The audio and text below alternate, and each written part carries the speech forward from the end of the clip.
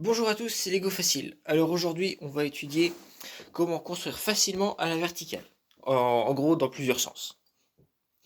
Euh, donc aujourd'hui, on va étudier cette construction-là. Donc c'est un truc assez sympa que j'ai bien aimé construire. Et pour ceux qui veulent aller voir les autres vidéos, donc il y a encore les prototypes ici. Ça, c'est une vidéo aussi, j'en avais fait une. Donc allez voir sur ma chaîne, allez regarder.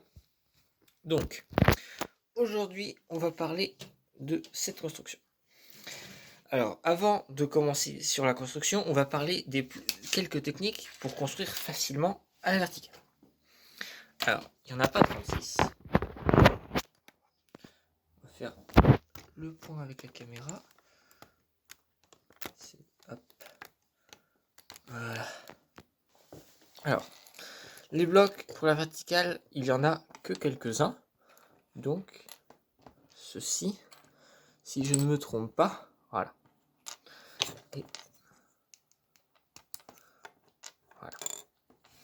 Alors, on a en premier lieu celui-ci, donc on l'utilise aussi pour les pneus de voiture. Donc, je vais chercher un pneu pour vous faire la démonstration. Voilà. C'est aussi ce même bloc. Donc là, j'ai un pneu qu'on vient incruster comme ça. Donc, on peut s'en servir donc avec ces blocs-là pour les mettre, par exemple, comme ça. Donc là, on peut le mettre dans n'importe quel sens, ça permet de tourner, c'est assez pratique. On peut faire des constructions qui pivotent comme ça. Donc ça, c'est le premier bloc.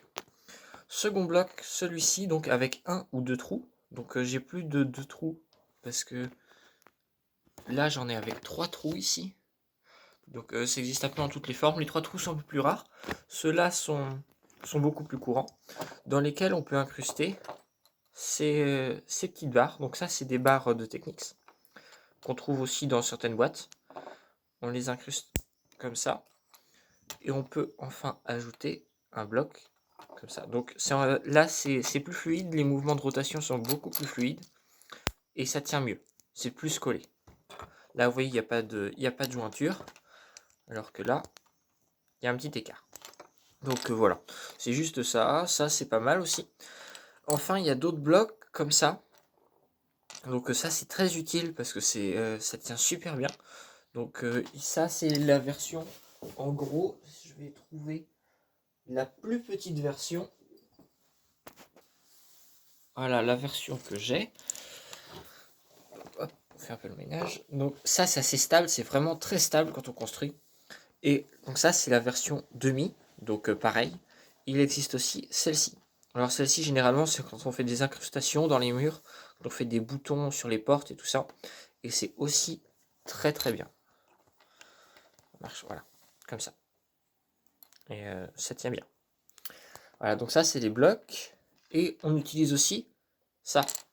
Alors ça existe donc là en descente, vous voyez, on l'attache par-dessus et la plaque descend, ou par-dessous et la plaque monte, comme ça. Donc il y en a différents modèles, hein, avec seulement que deux comme ça. Donc aussi comme ça, plus court à 4 en grand. Et enfin le modèle des fois qui est le plus utile, c'est celui-ci. C'est un peu une charnière. Alors des fois on peut utiliser simplement une charnière, mais ces blocs-là sont pas mal parce qu'on peut en attacher plusieurs. Et donc on va utiliser ça, cette petite attache, qu'on va venir clipser à l'endroit qu'on veut. Donc là on peut utiliser dans n'importe quel sens, mouvement pivotant aussi. Et aussi pour construire pas simplement à la verticale mais en biais. Voilà, on va utiliser ça. Donc là, c'est assez bien. Donc maintenant qu'on a vu ces blocs là, donc ils sont importants, retenez-les, mais au fur et à mesure de les utiliser, ça va rentrer. C'est assez pratique. Et comme il n'y en a pas beaucoup, ça se retient vite. Maintenant, on va venir sur la construction, on va mettre en pratique tout ça. Donc les avantages de construire à la verticale. Alors, c'est stylé, ça donne du volume et ça cache pas mal de choses. Par exemple, on va prendre ici ce pan de mur là. Vous voyez, si je l'avais construit qu'avec des briques, où est-ce que j'ai les briques comme ça? Tant que je les trouve, où est-ce qu'elles sont? J'ai retrouvé avec des briques comme ça. Si j'avais dû le construire qu'avec des briques comme ça, il n'y aurait pas eu de volume, ça aurait été un peu moche. Donc là, c'est ce que j'ai fait. J'ai construit comme ça. Et là, j'ai utilisé une petite plaque verticale comme ça. que j'ai attaché directement sur ma base. Et ça me donne ce morceau de mur. Alors bien sûr, il faut construire là, voilà. Là, j'avais pris la mesure pour que ça rentre bien. En fait, l'avantage, c'est qu'on peut construire à plat. Déjà, on les construit toujours à plat. On prend les mesures juste pour vérifier là que ça rentre bien. Et ensuite, bah, ça se construit tout seul. C'est rapide.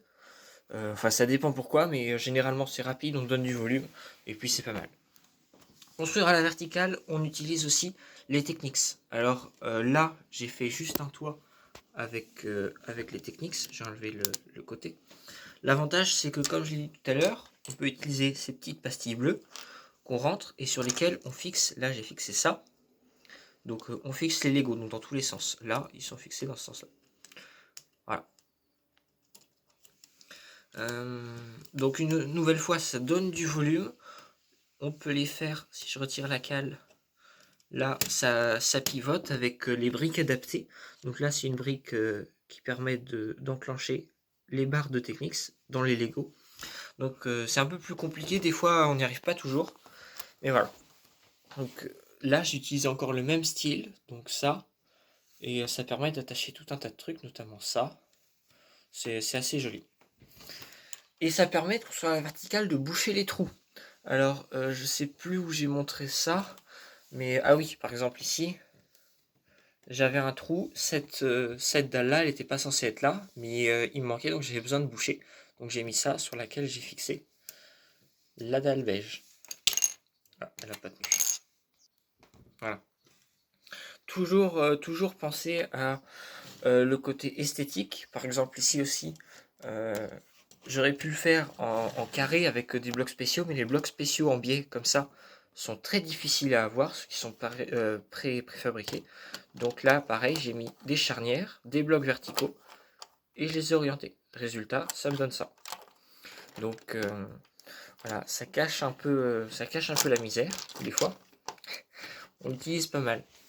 Par exemple ici, là je pourrais construire à la verticale, ce que j'ai pas trop fait, parce que il me manque, j'ai plus beaucoup de pièces.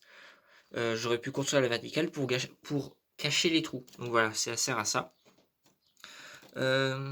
Technique intéressante, donc j'avais parlé dans ma précédente vidéo, c'est construire par section. Par exemple, là j'ai construit ça en premier, ensuite je l'ai agrandi pour faire ça, puis ça, puis ça.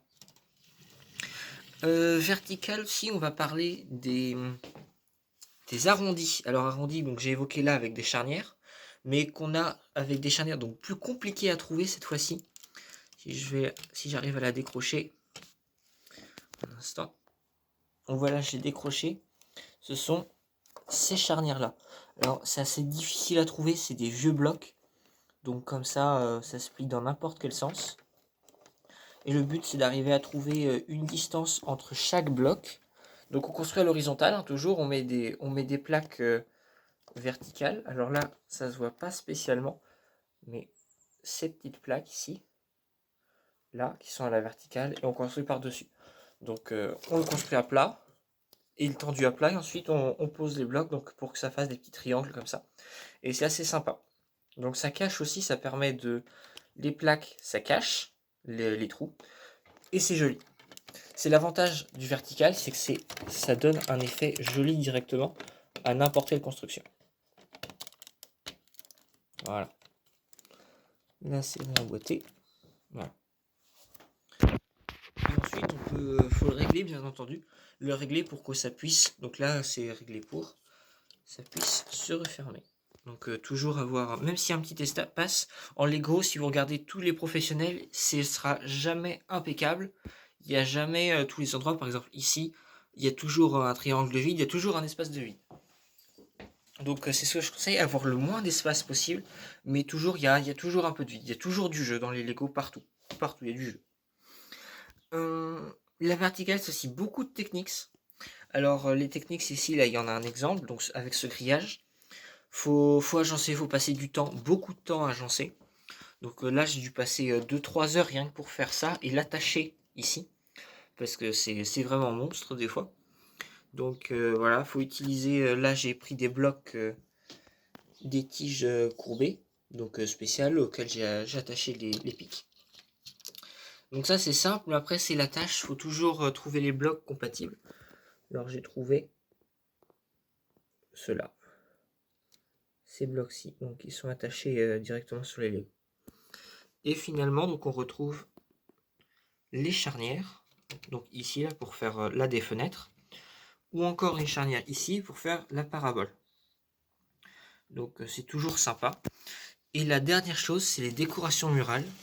Donc là voilà, là il y en a un exemple ici. Ça c'est la verticale. Ou finir carrément des murs. J'avais plus de briques, donc j'ai utilisé ça. C'est des morceaux courbés que j'ai attachés à la plaque grise que vous voyez là. Donc j'espère que cette vidéo vous aura plu. Et on se retrouve bientôt pour une nouvelle vidéo. La suite d'une première vidéo qui était déjà il y a un an sur Alan Walker. Donc on se retrouve bientôt.